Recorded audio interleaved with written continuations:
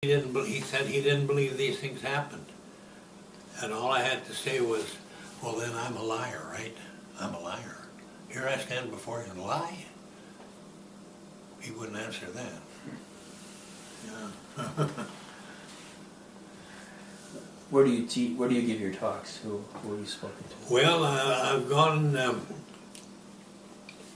I've talked at jails. I can name the jails and the prisons, schools. I've gone done over 400. 400 talks, huh? Yeah, a lot of them at schools and churches, organizations. I get in every once in a while to a what do we call I hold it off. That's okay. You're doing great. The colleges, universities. Yeah, I've been to them. Okay. Yeah, I just had another invite for. Let's see, there's. I should have had my notes. I guess another invite to go, but I've been to a number of them, and I've slowed down since I had this stroke about 2 years ago. Then I lost my wife, and I've just now moved to the Manor, which is where I live, or what you're in right here now. Very nice place, and I like it. And but I've talked to where the schools, these young kids, they can't get enough of it. They want to keep talking and talking and hearing about it. They haven't heard it from anything really good. Well, you're living history in the sense that. Yeah, I am, because how many do you know have been there and heard it and seen it today? You're amongst the last people in the world that saw the Nuremberg trials. I think I am. I know I'm the last of those typists that was in that group that we kept record of. Because you'd have to be 85, 86 in August, or 84 now you should be, if you were going to be over there. Right, at a minimum. Yeah. That would be your minimum age right now. How old are you? I forgot. 85, I'll be 86 1st August. Great. Have you kept a list all these years of every place you've spoken? Do you have a list? No. Okay. I had it on a calendar, and that's when I could count the 400 in there. I kept those that many years, so that's 20 years. When did you start? When did you start giving your talks? All right, I'll tell you how it happened. Okay. I'm an alcoholic, and I was in the jail at Otter Tail County for my second DWI, and that was in 1990. And I was praying. Here I am, 6 kids, 14 grandchildren. Where's Grandpa? Oh, he's sitting in the slammer over there at Otter Tail County. Little Nathan told somebody, my grandson, Grandpa, he's in the slammer. And I was so ashamed. And I prayed and I prayed and I prayed to one of those Catholic priests that was in Dachau, a Father Engelmar. There were 2,500 of them in barracks 26 and 28. And at great personal risk, he went to many different areas in there and prayed with the prisoners. And in fact, he's beatification for sainthood. And I had a little book called a novena.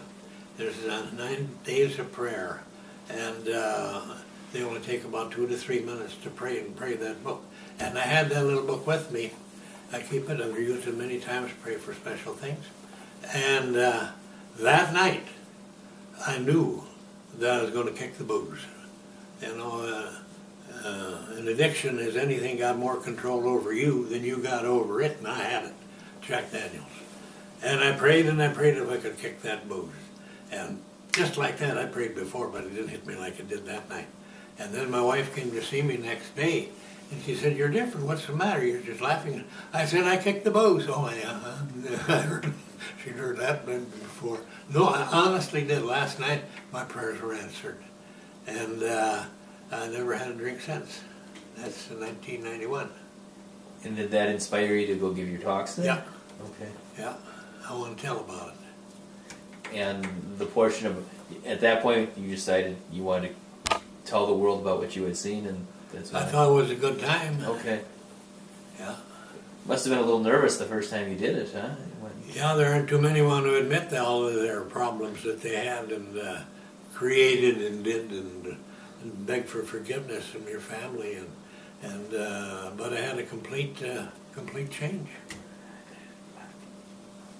Giving the talks about what you experienced in the war, is this... Well, it wasn't during the war, it was those after the war, I should well, say. hearing all the horror.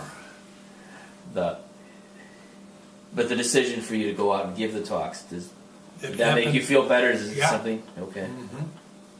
You just decided you wanted to be I able want to teach. help people. Okay. Every morning when I get up, I'll ask myself, now what can I do today to give something to somebody, help somebody? I was always taking before. I was really taking, I wasn't giving. And now I want to give, because I want to give back something.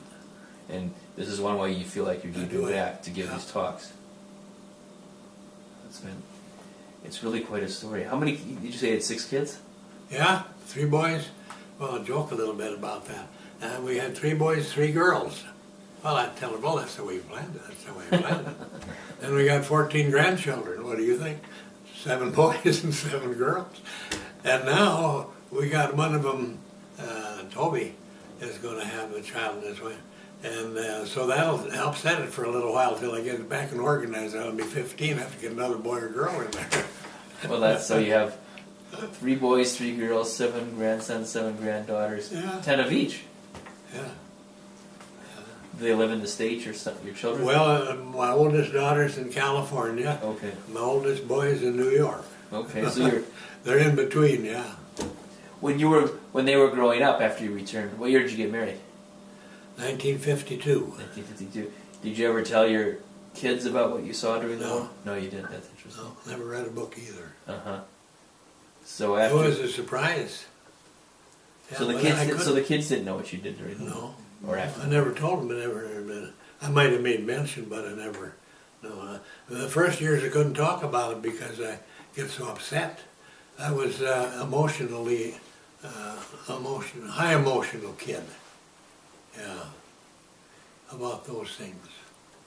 Did you ever say connect with the Jewish community or anything after? Pardon? Did you ever connect with the Jewish community? You know, I did try. Okay. I've sent these kind of letters to synagogues, Okay. but I never got a response. Oh, interesting. So now I think we can do something. You, me, we can put something together. Yeah, I'd absolutely. like to go. I think people will want to hear your story in synagogues. Well, like we're doing now, maybe. And Well, this will help us. I got some DVDs. You can pick some things up from them. Sure. Just picked up 100 again this morning. But I've given out. This one here was a recap. I'll give you one that was at a Legion meeting at. I got the name after a while. But it's 45 to 50 minutes. It's too long. Now this one is short. It's 27 minutes DVD. But he was doing it with the slides and piecing together the talk. And in between, it lost some of it talking about something that wasn't even on the screen. Well, I picked it up and I saw it this morning. I'm disappointed. Anyway, but he tried to put it together. I should have had more made. Well, I got one It's a that'll- great start. One that'll take you pretty good. Have you always been a member of the American Legion? Did you join after Yeah, I you came back? joined in first year. I've been a member of the Legion since 47. Okay. Have they been supportive of your talks? Very supportive. Okay. And I've got about 18 other legions that will back me up. And our legion is very active. We have Colonel Hanson that was a colonel, and he's been supportive of me. And I was going to make mention of Holder. Somebody else I from the lost my Legion? train of thought. Somebody else from the Legion? Was that commander? Well, Was Colonel Hanson a colonel during the war? yeah, So he must be in he's his 90s. very supportive, Yeah. and so was the commander before him. And they helped me get some of the other legions put together. Okay. So have you spoken to Yeah, most when of the legions? I in say Central- this to them, if when they give these talks, I encourage all of these different legionnaire members, ask me questions, and don't listen to some of these that say it never happened. And we don't believe it happened when it's in history books, but a lot of history books may not always know exactly. But you gotta talk to somebody that saw it, if you don't believe it. Indeed.